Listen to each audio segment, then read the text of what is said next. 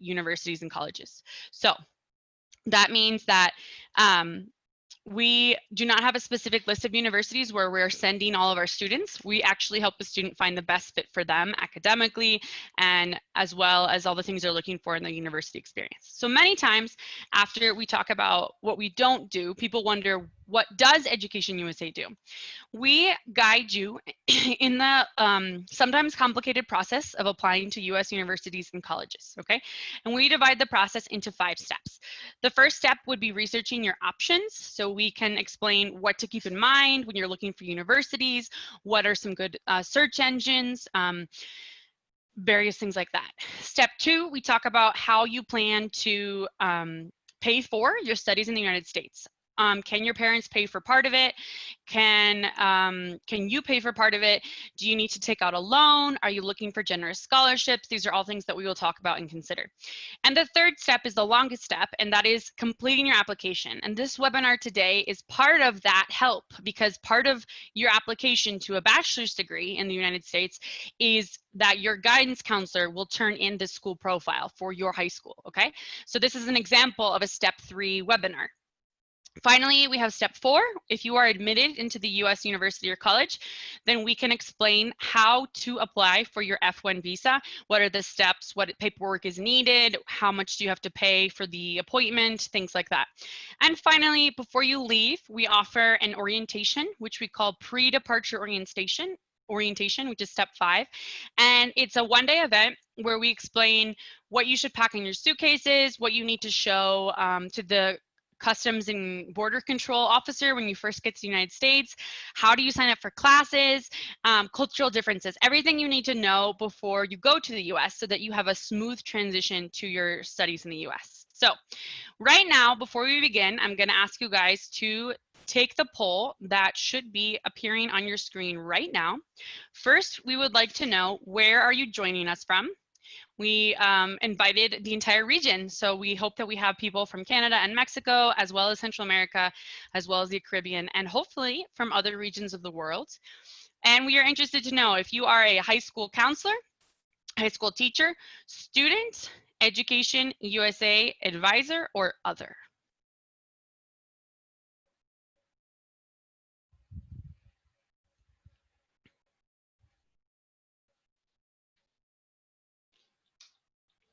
So we're going to wait a few more minutes as the rest of you vote.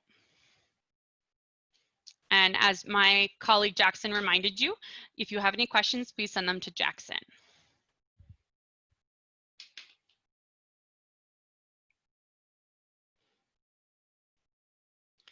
So looking at our results, we do have representation from North America. We have a lot of people joining us from Central America, and we do have people from other parts of the world, which is exciting for me. The majority of the people watching today are students, but we do have guidance counselors, we do have teachers, we do have advisors, and we have people that do not fall into any of those categories as well. So thank you for taking that poll. It's always interesting for us.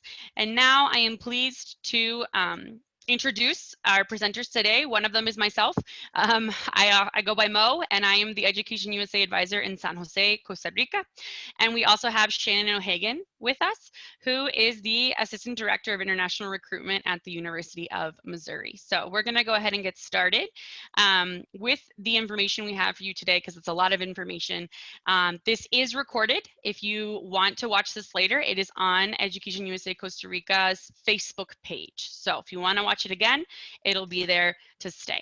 So moving forward, we want to mention that we do recognize that we have a very diverse audience today, right? So typically the person who should be writing and submitting the school profile is your high school counselor. But we also know that in some high schools, they may not have guidance counselors, which means the teachers may have to do it. And in those cases, the students will probably be helping these teachers write the document because they may not understand it. So we do recognize that we also have students with us today who are probably taking notes. I hope you're taking notes to be able to help your guidance counselors and teachers write this document. And another Another audience could be, this school profile is a document that explains how your school works. So this could also be used to try and attract more students for your high school. So it could be used as a recruiting tool to show how rigorous or demanding your high school is when students are considering changing to your high school, right? So moving forward, Shannon is going to explain what is the school profile and why is it so important. Absolutely, yes. So talking about kind of first the what before we get into the why. So when you're thinking about a school profile, it's really an overview document, and it is an actual document that is uploaded by, as Mo mentioned, by often the school counselor or guidance counselor or a designated teacher that's part of the application form or process. So this is very common, for example, on the Common application or Common App. And the reason for this document is it gives context about the school. It's important to note that this document is for the overall school itself, so it's not specific to an individual student. The same document would be used for any student coming from that school or institution. And then talking more about the document itself and kind of the, what it includes. And why it exists is important to kind of realize the reason behind this document. And so if you're thinking about universities and US universities who work with educational systems around the world, we see many different school types from many different countries. And although that we are able to become familiar with different institutional types and different country systems, we understand there's variation within the same country. And so this helps the admission evaluator to understand more about your school, to understand the general requirements that the school has for graduation for that country and for your school itself.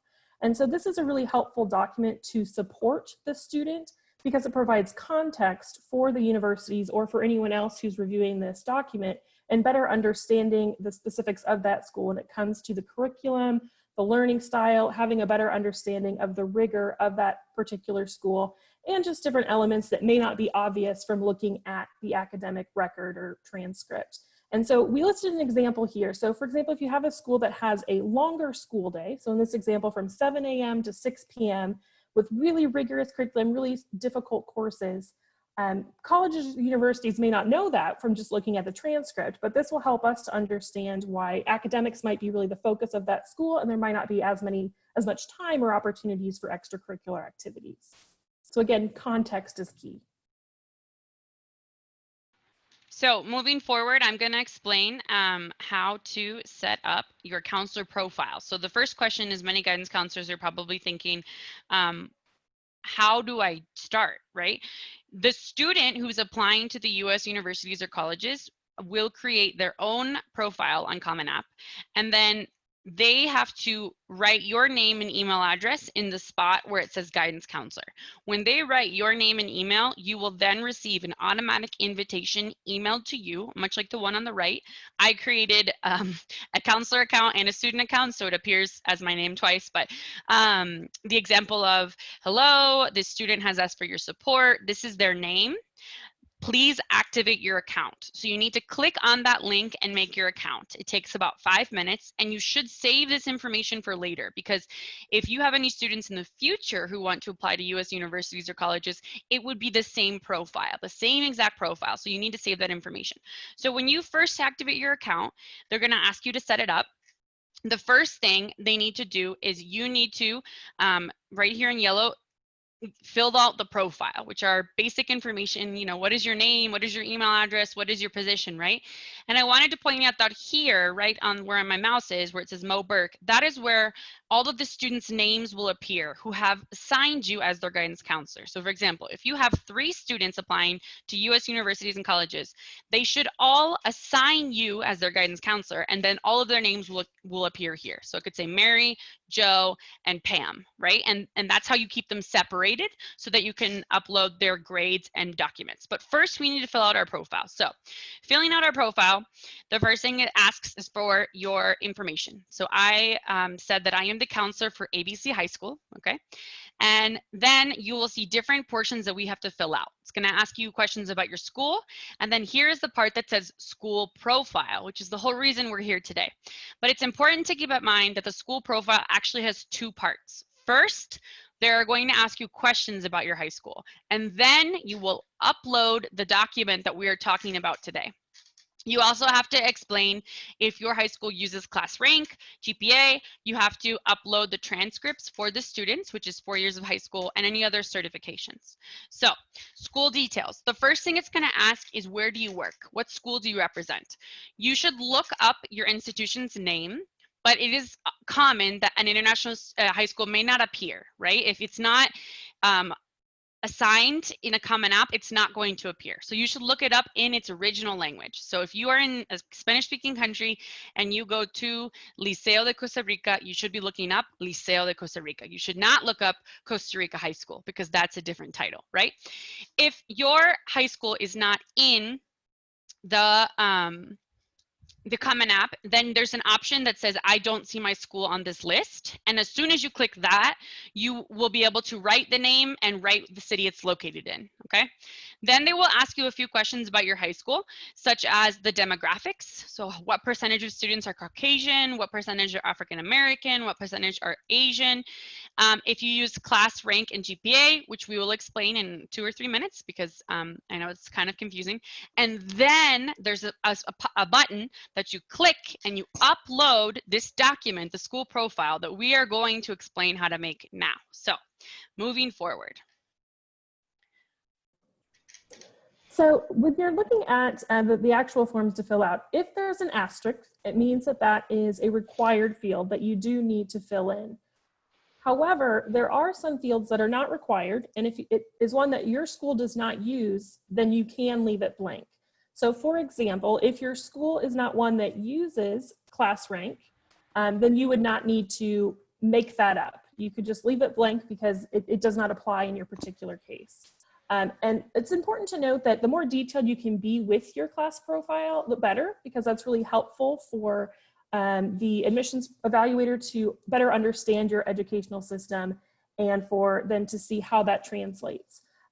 If you're not familiar with class rank in particular, we wanted to kind of explain what that is here. And so class rank is basically a way that some schools use to assign a numerical order of the students in their overall graduating class. And so based oftentimes on their GPA, they'll kind of list the students from 1 through whatever number is in that class so that we get a better feel of how that student performs in comparison to their peers.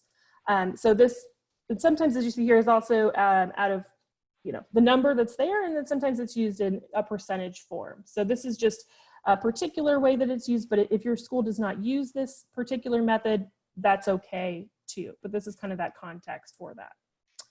So we do have another poll for you all to answer. We'll get that up now. We would like to know, how far are you in the process of creating a school profile? Have you already started it, but you still have to finish some things? You haven't started at all because you don't know how. Or maybe you've made a school profile in the past, but you want to update it. And there's also the option that if you're the student and you're here with us today because you need to support your guidance counselor on how to make this document, and what part of the school profile confuses you the most out of the sections that we will talk about today. So we're going to wait as more of you vote, and then I will share the responses.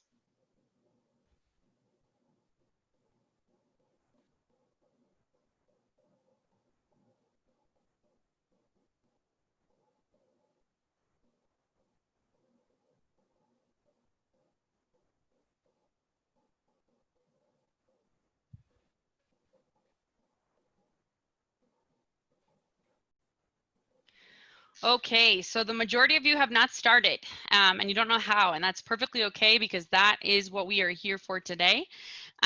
Some of you have started, and some of you are students that will be supporting your teachers as they create this document. And it seems that most people are worried about the class of blank achievements, but it looks like we are a little bit confused as well about curriculum and GPA. So we'll be talking about all of those things. Thank you for participating in the poll.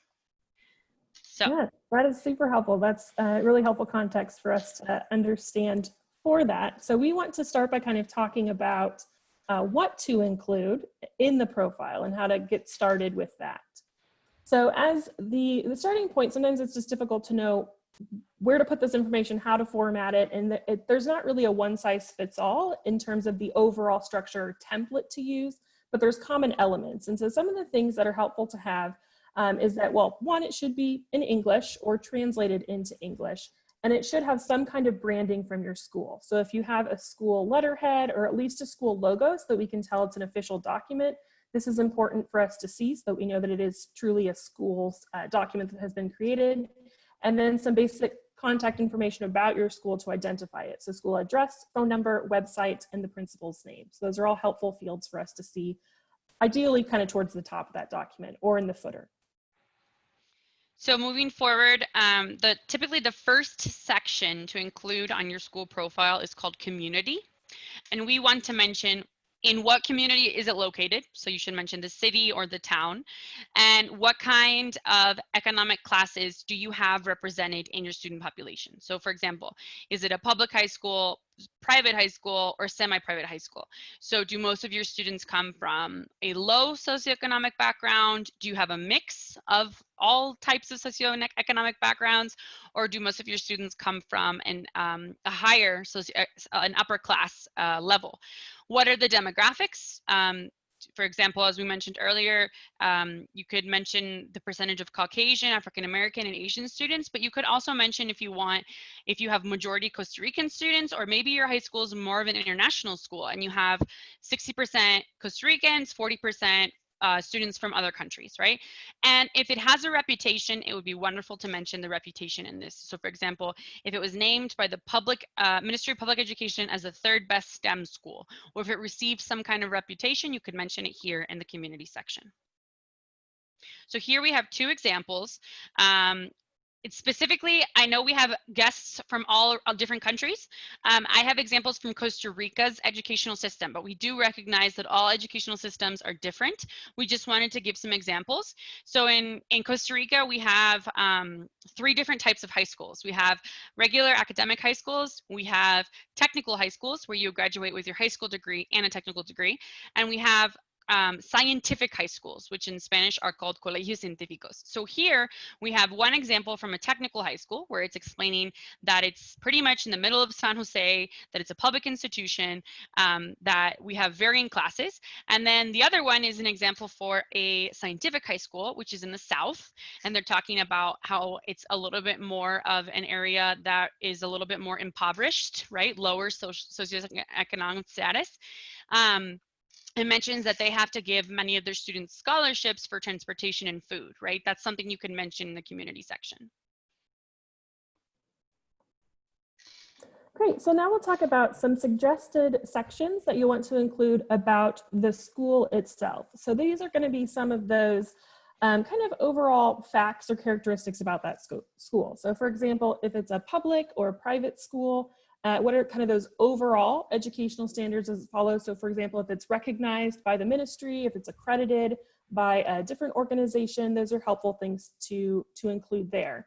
Then in addition to kind of those overall ones, and the type, you can then go into the information about the student population, so that enrollment breakdown at your particular institution.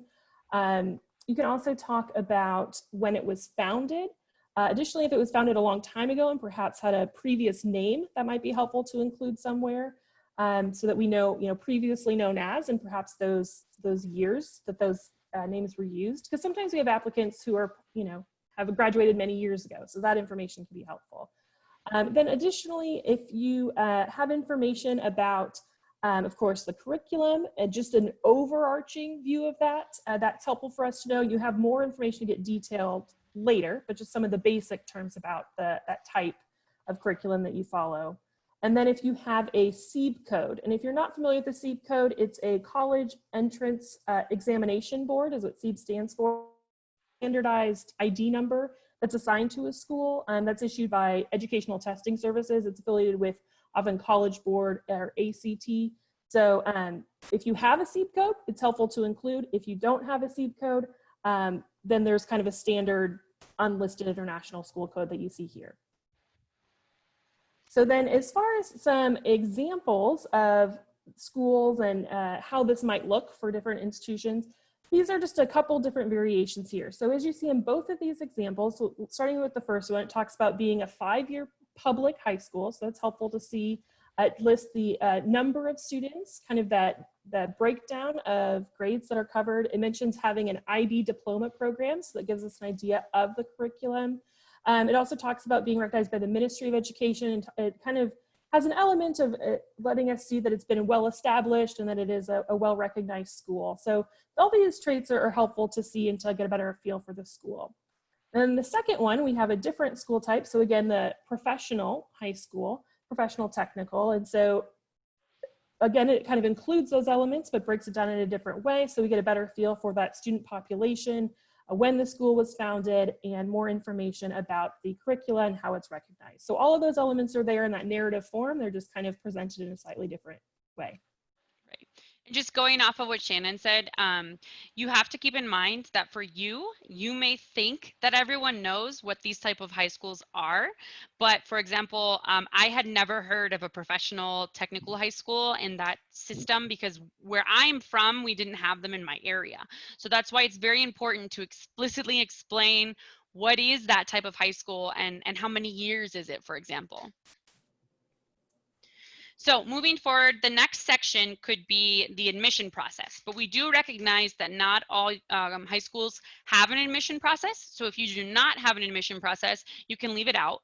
But if you do have an admission process, it's important to explain what are the requirements and what are the steps, and also to talk about how many students apply versus how many are admitted, because that could show how competitive it is to get into your institution.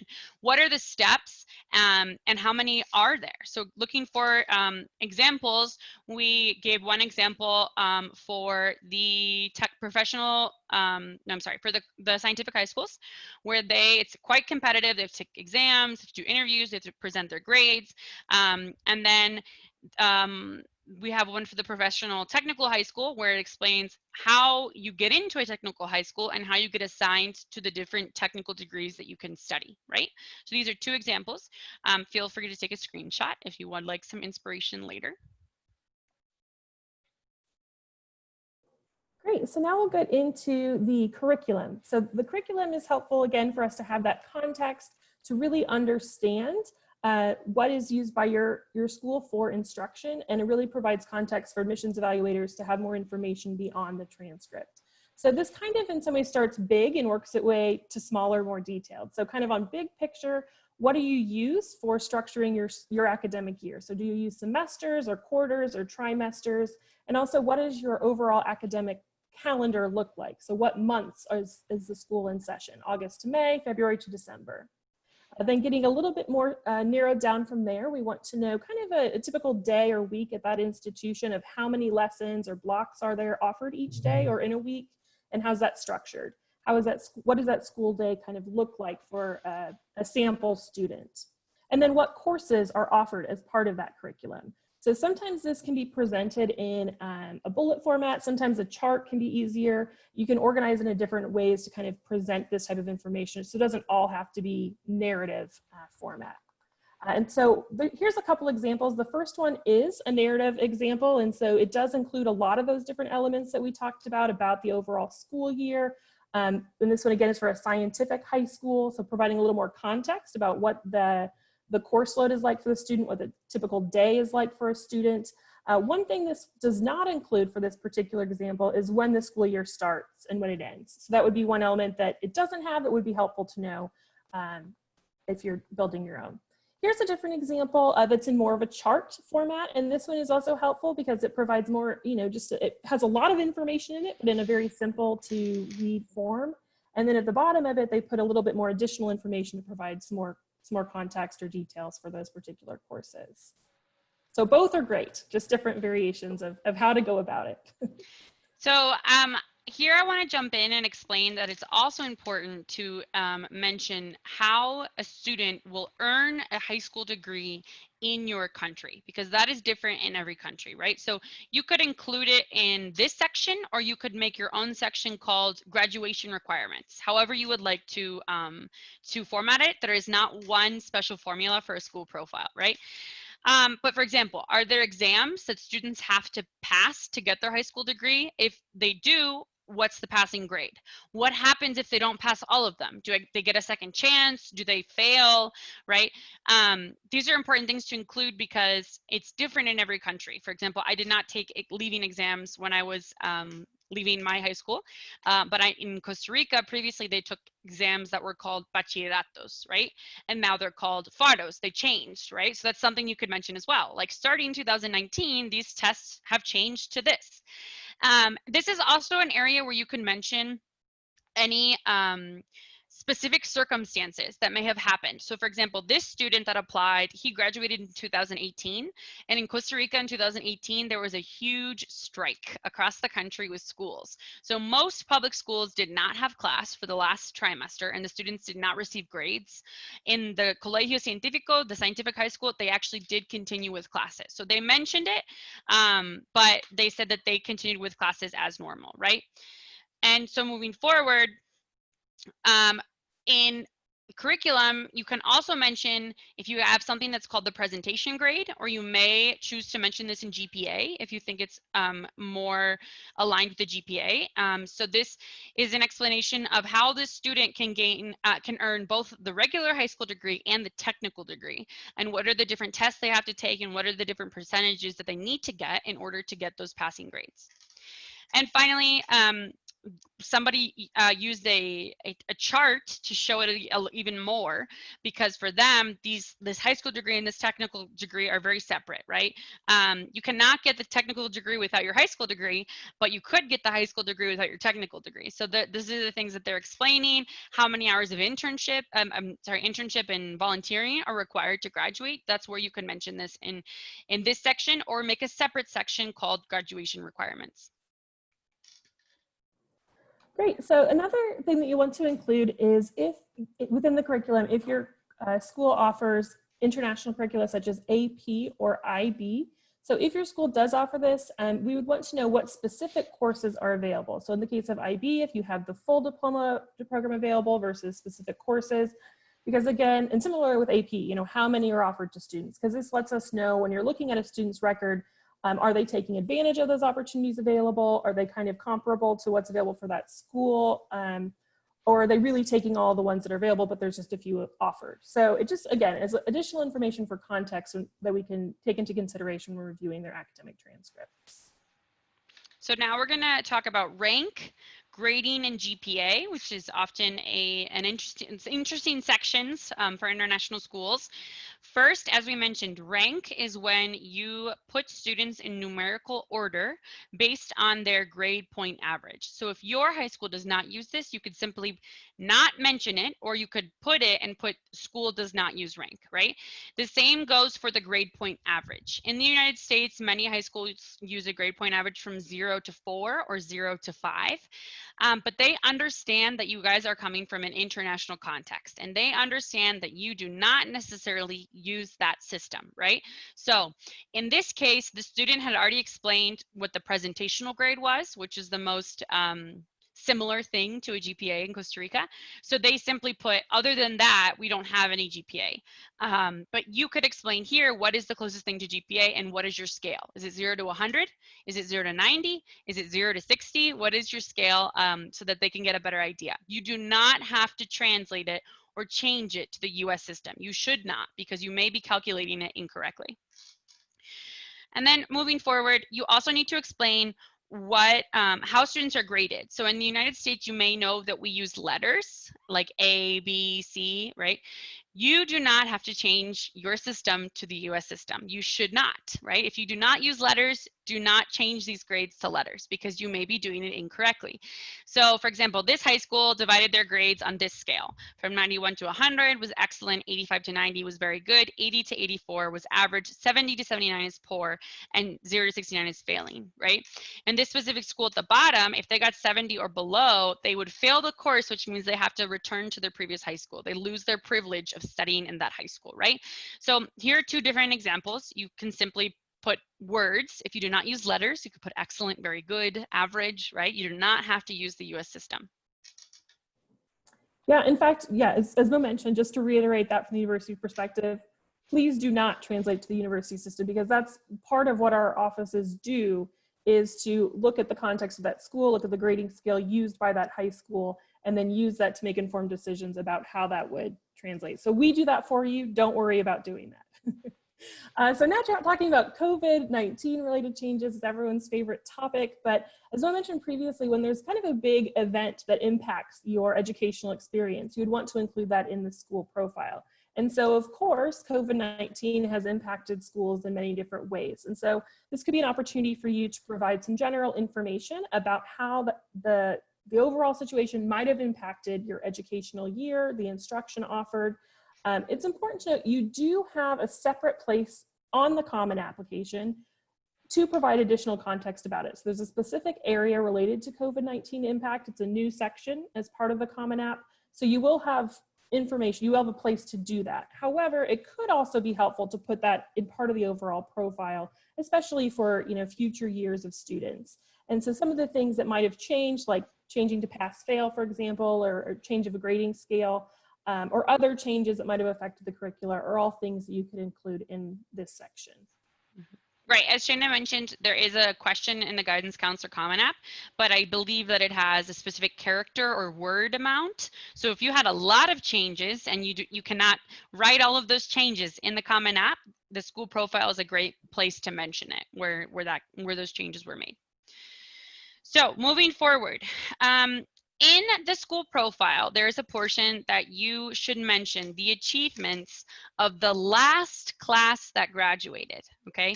So remember, the school profile is not student specific. It is about the school, okay? You will not mention any student's name in the school profile.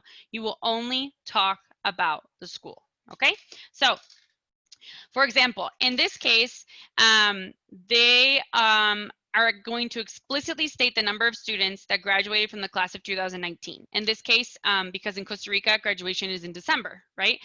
For those who are on the academic school year of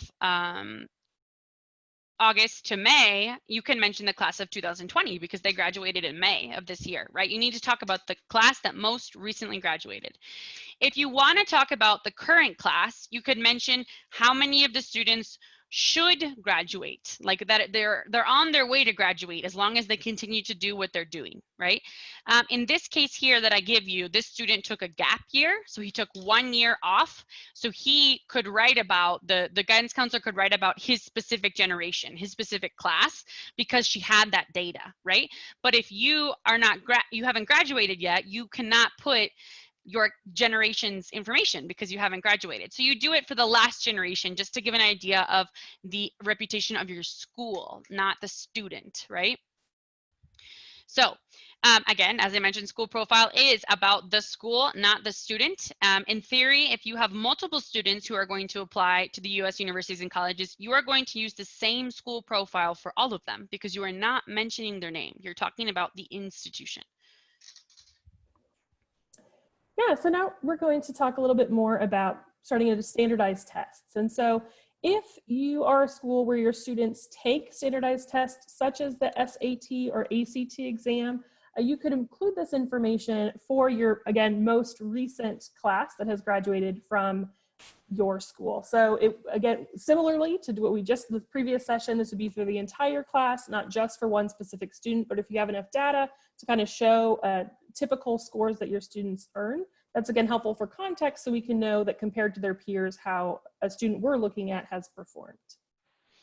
Right, so I have suggested to guidance counselors in the past, you can get creative with it. So if you're in your institution, if you do not have a lot of students that take the SAT or ACT, perhaps you could mention standardized test results in another way. So in Costa Rica, the students have to take admissions exams to get into the public universities in Costa Rica, and it's very competitive.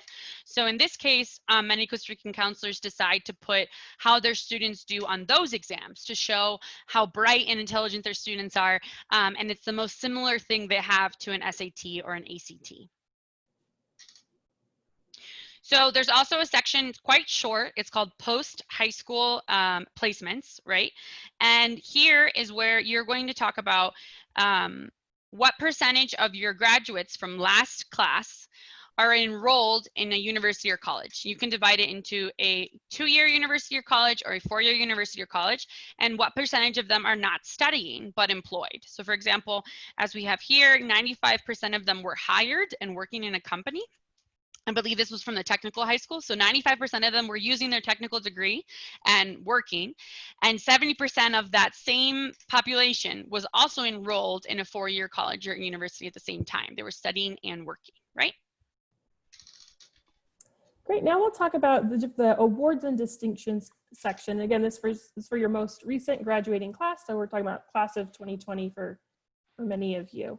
For this section, you'll want to talk about, again, the achievements for students from the entire class. One more time, not for a particular student who is requesting this for their application. So overall accomplishments. And these achievements are often for events or activities that are perhaps broader than your individual school. So perhaps competitions such as Model UN or either regional, national, different types of competitions, or in this example too, science fairs. So we'll provide some examples or an example from a school to kind of give you an idea of some of the types of achievements or activities to highlight that you might want to include in this section.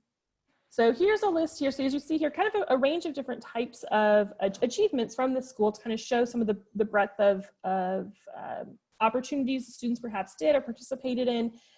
But again, not all of them are specific to the school itself. So because it's helpful for comparison to kind of have us see the types of opportunities the students participate in, the types of activities that might be available at that school, and how students tend to perform in those, or at least the high achieving students. So it kind of gives us just a little more idea.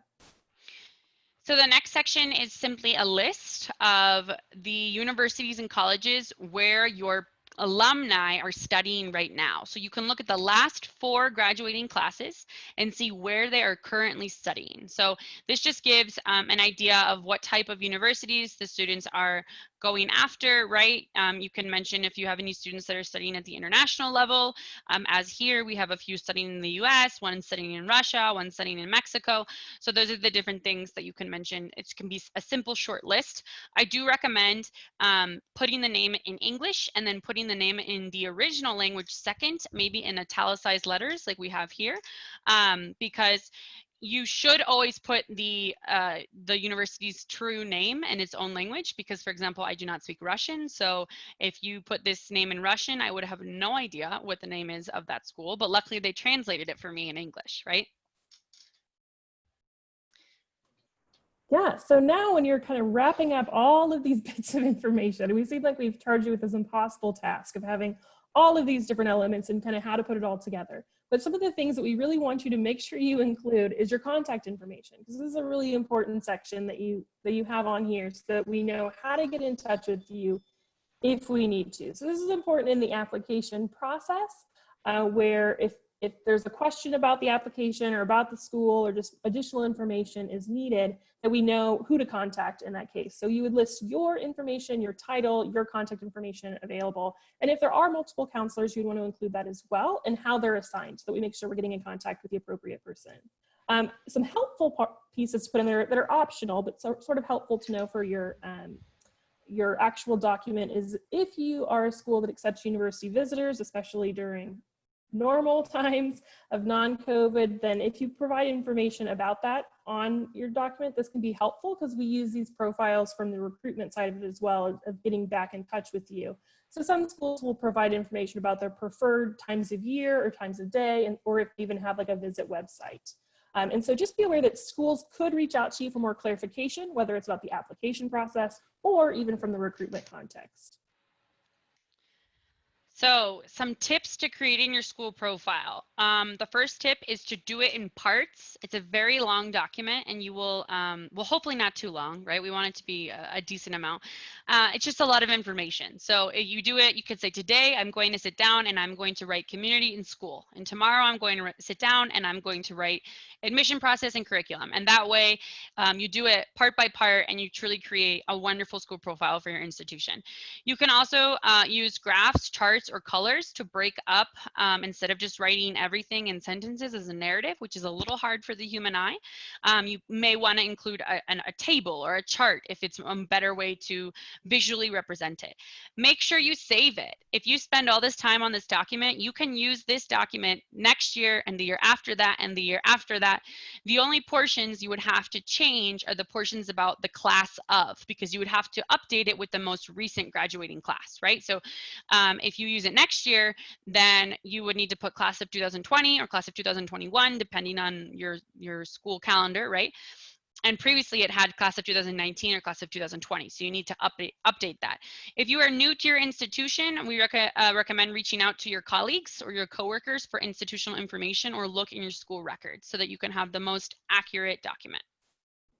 Another question we get often is, what if I don't know English well enough to write the document, right? What if my English is conversational and I don't feel comfortable writing this? What should I do? You have three options. You can have the document officially translated, which does cost money.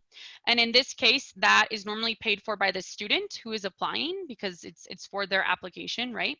However, if you get it translated, you can't use that document in the next year and the next year and the next year, because you cannot edit the document to update the information about the new generation of students, right? Another way you could do it would be you can write it in your native language, or write it in your English, your wonderful English level, and then ask an English teacher at your institution to take a look at it and look for mistakes. If you do this, you should make a note at the end, like, this document was unofficially translated by the English teacher at ABC High School, right? And third, you, as a guidance counselor, if you trust the student, you could work on it together with them.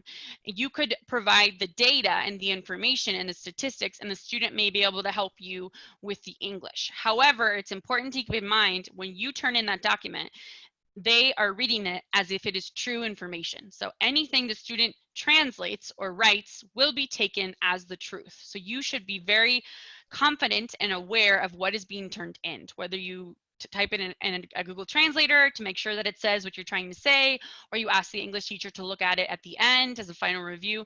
It's very important. So sources from our experience, I also used the school profiles for 3 high schools in Costa Rica who gave me permission, and I also pulled some information from a Fulbright blog that I found as well. So quickly, we are located all around the world. However, Education USA Costa Rica, you can find our information there. We're on Instagram and Facebook, and we will be promoting all of the upcoming webinars for the region in the next coming months. For example, on Saturday, we have the Education USA Virtual Fair.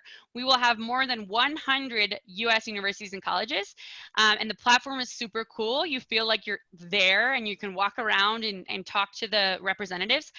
You can also attend informational sessions. So we're going to have different informational sessions about game plan to financing my studies, a checklist for success, what should I be looking for in my universities.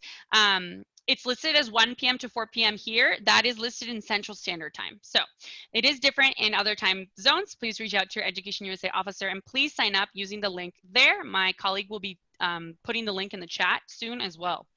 And last but not least, next Wednesday, we have a webinar again for guidance counselors and teachers. It's going to be a workshop where we explain how to write effective letters of recommendation, and then you are going to get your hands dirty, and you are going to actually write a letter of recommendation as a group, okay? So it's going to be at 3 p.m. Central Standard Time, 4 p.m. Central Daylight Time, and 5 p.m. Eastern Daylight Time. Again, my colleague is putting the link there, so please sign up. And now I'm going to give the microphone to Shannon so she can talk about the institution she represents, the University of Missouri. And finally, we will finish with questions. Yes, so thank you, Bo, and thank you to all of you for your time and attention today, and allowing me just a couple minutes to introduce my university before we do turn it over to Q&A. So I represent the University of Missouri. Our nickname is Mizzou, so that's that word in gold you see across your screen there, M-I-Z-Z-O-U, and our mascot is the Bengal tiger. We are located centrally in the US. We're in the state of Missouri, which again is gold on the map, and we're located centrally in that state in the city of Columbia. Columbia is what we call a US college town. So it's a city that was founded for the purpose of the university. So there's a lot of pride, a lot of support, a lot of tradition surrounding our campus. So students have a really nice living and learning environment. And it's consistently recognized as a top place for students to live in the US. Regarding our overall, academic or university information, we are a large comprehensive research university with 300 degree programs from bachelor's through PhD and about 100 undergraduate majors. And why this is a benefit to students is it provides you with a lot of options. There's also a lot of flexibility and opportunities for interdisciplinary learning. So it's very common on my campus for students to study more than one thing or to at least take coursework in different areas. But no matter what you study at my university, you will experience our educational philosophy, which we call the Missouri method, and it means hands-on learning. So great opportunities for internships, research, student competition groups, entrepreneurial projects, lots of ways for students to take what they're learning in the classroom and apply it in a real-world setting. The other thing I'll mention, just as far as our academics go, to give you an idea of kind of our popular majors, we're most well known for journalism. As a fun fact, we have the oldest school of journalism in the world. So there's tons of opportunities in journalism in many different facets, including more advertising, mass media. Some of our other popular areas are in STEM fields, as well as health sciences and psychology and architecture design. So lots of different options there. I'll wrap it up by just providing my contact information. I want you to know that we will be represented at the fair this weekend. So we'll have representatives from my school, including from some of our academic areas, such as engineering. So I do encourage you to check that out. And if you do have questions beyond that, we also have international student ambassadors who are current students representing different countries and different academic disciplines you can connect with to learn a little bit more about what it's really like to be a student at Mizzou. So thanks for allowing me that time. We're more than happy to take questions that you might have about our overall presentation. Thank you, Shannon, for so much information, and I'm pretty sure it's going to help out all the people that logged in today, our students and counselors joining us from all parts of the world. And yes, we do have some questions. And thank you, Mo, for such a wonderful presentation, by the way. We actually have someone from Uruguay. Her name is Maria Paz. And she says, what if my counselor needs to prepare the school profile directly in English, or should it be in Spanish and then translated? Well, we kind of answered that question, but maybe you can elaborate in that. So the question is, yes, go ahead. Sorry. So as we mentioned, you have three possibilities. You have the possibility where you could ask your guidance counselor to write it in Spanish, and then hopefully the guidance counselor would send it to your English teacher, and hopefully the English teacher would translate it. The other option is to have them write it in Spanish, and then you will have to pay to get it translated, and you should turn in both the Spanish and the English version so the university can see that the guidance counselor did not speak English as their native language. Or the third option that I gave was, if your guidance counselor is comfortable with the idea, you could work on it together, and it could be a collaborative effort with your English skills and her knowledge of the school. Thank you, Mo. We have a question from a student in Mexico City. He says, if Mexico City high school is 3 years and the 9th grade is part of secondary, what if my 9th grade was different from that of high school and from the one I attended, and that high school closed? What do I do then? Okay. Shannon, do you want to take this one? Yeah, I can start, and certainly you're welcome to add if you have other perspective to add. So yeah, that can be, of course, a challenging situation. What we would just work with you individually to see the most information we can get for that particular situation. So for students who attended more than one high school from the equivalent of what would be high school, we would look for all of those academic records combined. So whether you change schools because you wanted to or because of other circumstances, we would want all of those records together. If you have trouble getting those records because the school closed, then that would just be kind of a one-on-one basis to figure out the best way we can get the most information you have.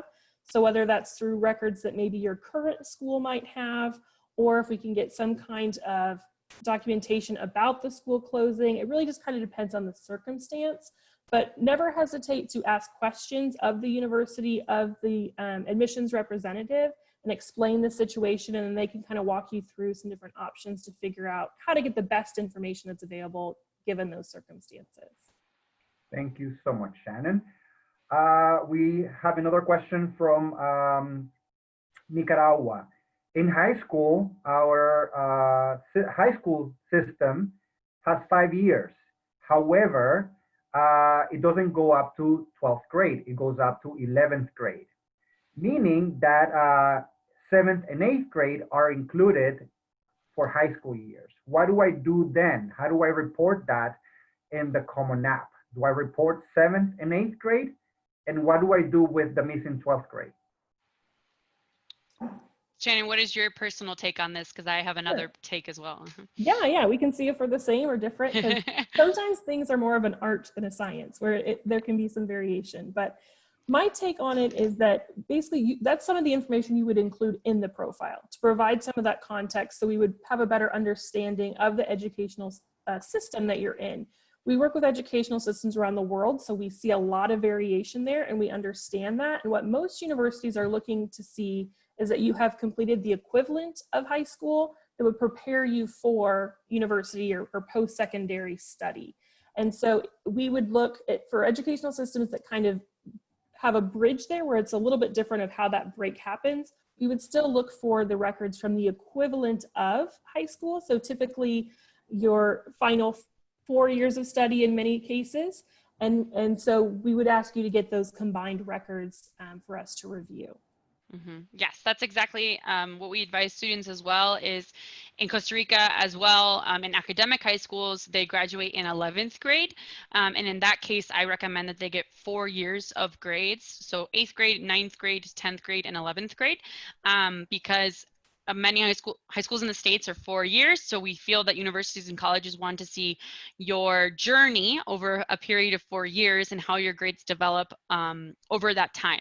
But as Shannon said, you should mention it in your in the curriculum section, or one of the very first sections you mention that this is a school with grades 7th to 11th grades. So those are things that the university is reading, and they will realize that you don't have 12th grade at your school. Thank you. Thank you for clarifying that. We have an interesting question here. What if my high school doesn't have the percentages as to employment or post-high school information? What do I do then? How do I fill that in? I think in that case, you could leave this section out, but as we mentioned, the more information you can include in the school profile, the better. So if they could hopefully look for that information, it would be ideal. But I think in this case, it's better to leave it out than to make up information or lie. Definitely. I agree. Exactly. I agree as well. I often get that sort of questions in my center too. If a student changes high school and let's say, half of its school year was spent in the one and finishes at another, should the student submit two high school profiles, or one, or the last one? So from my experience, they submit the school profile for the most recent high school, the high school they graduate from, right? In the Common App, keep in mind, it asks you the high schools you attended. So that's where you would put the names of all of the high schools you attended, and it asks you why you changed. So you could put, for example, I applied to a professional technical high school and I got in. So I changed from my educational academic high school to my professional high school. Or one student put, my dad lost his job and we could no longer afford to pay for private school, right? But you should give the school profile from your last school where you graduated. Yep. Last school attended, the one who'll be issuing you your diploma. Exactly. And maybe transcripts. I also want to add on that usually when you transfer to another high school, you submit all your documents, your certificates, your grade certificates. That's how they do it here in Nicaragua. So they will usually take on, your previous grades, let's say 7th, 8th, 9th, and they will have a record of that. Otherwise, how would you get to, let's say, 11th or 10th grade? Mm-hmm. So they will usually just incorporate that into your profile or your transcript, and they will say, he's such and such XY student, did 9th grade in XY school. So that may be another take that could also be taken into this perspective. There are no more questions, and I want to thank Shannon from the University of Missouri for such a wonderful session, and also Margaret Mo from my colleague in Costa Rica from our center, Education USA. I also want to invite all of our participants today to log in and register for our upcoming USA virtual fair happening this Saturday, September 19th from 1 to 4 p.m. The registration link is right there on our website. You can also go to Education USA Nicaragua, Education USA Costa Rica, whether you are in Honduras, we have centers there as well. We are found in 175 centers around the world, so you can pretty much log in anywhere to participate. And also log in to participate for our upcoming session or workshop for our counselors this 23rd, September 23rd, 3 p.m. CST, Central Standard Time, and 4 p.m. CDT and 5 p.m. EDT. This special workshop will get your counselors hands-on experience on how to build, how to write a letter of recommendation. So don't miss out on this opportunity. You will get tips, you will get advice, you'll be divided into different groups, so don't forget to participate. Finally, last but not least, my colleague Maria Luisa is going to send 2 documents in the chat. They are guidelines or guide documents on how to create your school profile, and we have them both in English and in Spanish. So we will be sending those soon. If you're watching from Facebook, you can reach out to Education USA Costa Rica through the messages on Facebook, and we will be happy to give you those documents as well. They're very similar to what you watched today. And so let's see, I'm going to send the Spanish one. It's on its way. It's just something to have for later. And I remind you that this is also being recorded on Facebook, Education USA Costa Rica. So you can watch it again later. So it looks like Maria Luisa sent them both. I sent one as well, so there's an extra. But they're all there, so please click download and you'll have those documents to refer to when you're writing and making your school profile. So thank you so much for being with us today, and we hope that you all have a wonderful day and week, and reach out to your nearest Education USA center. Thank you. Bye.